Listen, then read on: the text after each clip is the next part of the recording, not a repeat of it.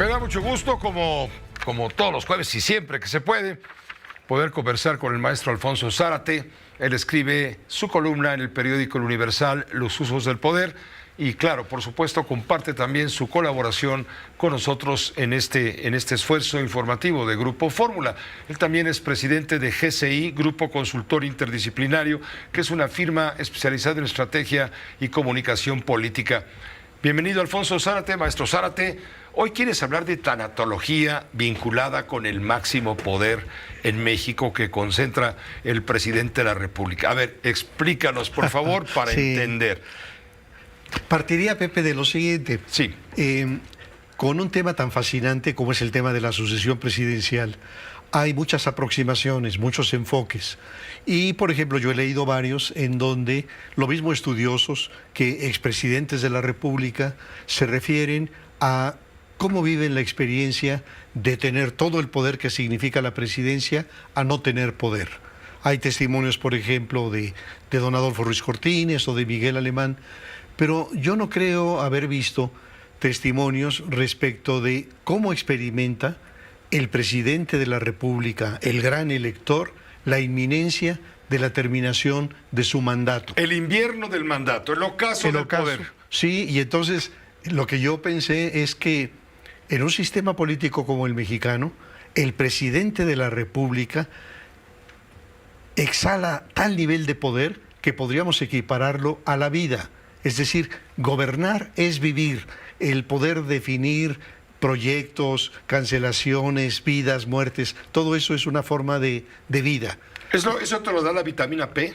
Sí, exacto, es la vitamina P. ¿La vitamina poder? Y entonces, Pepe, ¿qué ocurre cuando este hombre que durante 5 años y más ha gozado de ese nivel de poder y de vida, siente que se acerca la terminación de su mandato?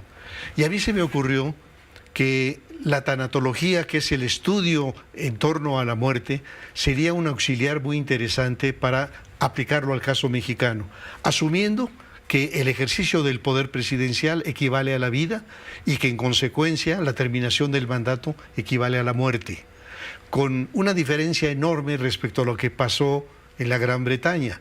En la Gran Bretaña, cuando se emite el grito "La reina ha muerto, viva el rey", la reina está físicamente muerta, pero en el caso mexicano, cuando se grite "El rey ha muerto, viva el rey", ese rey está vivito y coleando y experimentando y sufriendo su propia muerte. Entonces, Elizabeth Kubler-Ross, que es, digamos, la gran tanatóloga, dice que cuando un ser humano enfrenta la inminencia de su propia muerte, es decir, cuando el médico le manda a hacer estudios y a la hora que ve los estudios, el resultado, dicen: el cáncer se desbordó, hay metástasis y su expectativa de vida se ha cortado. ¿Cuánto, doctor? 6 meses. Entonces, en ese momento, el hombre está experimentando la proximidad de su propia muerte. ¿Cómo la vive? Y entonces Kubler-Ross dice: transita por 5 estadios. No necesariamente en ese orden y no necesariamente todos, pero el primer estadio es la negación. Es decir, recibes... No me voy a morir. No es cierto, está equivocado. Ajá. Yo busco una segunda opinión, una tercera opinión. No se me va a acabar el poder. Así es. Entonces yo no estoy de acuerdo con que me voy a morir. ¿Y esto en qué se manifiesta en el caso de López Obrador?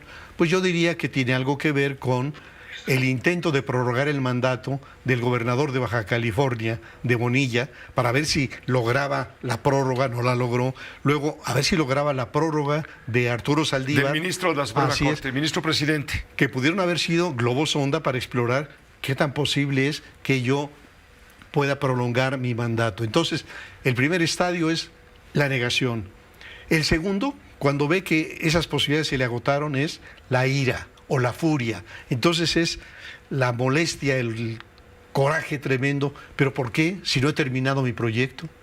¿Por qué si no he logrado todavía cimentar la gran transformación? Entonces es la ira. El tercer estadio es la negociación. Entonces, bueno, está bien, voy a morir, voy a terminar mi mandato, pero cuando menos el que tenga una posibilidad de permanecer de alguna otra forma en el poder, de permanecer a través quizá de... ¿Interpósita persona? nosotros como seres humanos trascendemos a través de nuestros hijos. ¿Cierto? Los artistas O hijas, a través, o hijas, o a través de su obra. Pero entonces en este caso es cómo trasciendo a través de la que es mi creación, la que es mi hija, la que... Si está usted pensando en Claudia Sheinbaum, va bien.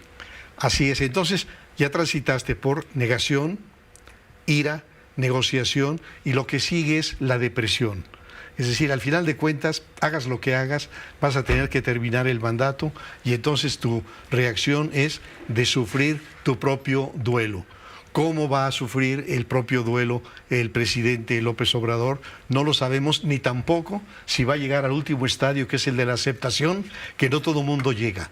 Es decir, la aceptación es cuando dices, pongo en orden mis papeles, actualizo mi testamento y me preparo para la muerte. Entonces, ¿qué te parece esta aproximación tanatológica de la sucesión presidencial mexicana? Me parece interesantísimo darle vuelo a esta hilacha porque da para mucho. Así es. Muchas ches, pero vale la pena. Te agradezco mucho. Seguiremos platicando. Síguele. Claro que sí. Síguele rascando porque nos interesa muchísimo. Surgieron muchas preguntas en el camino, pero también el tiempo es criminal.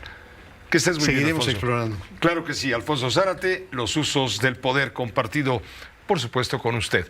La vitamina P, así se va a llamarla. Bueno, en fin, vámonos a una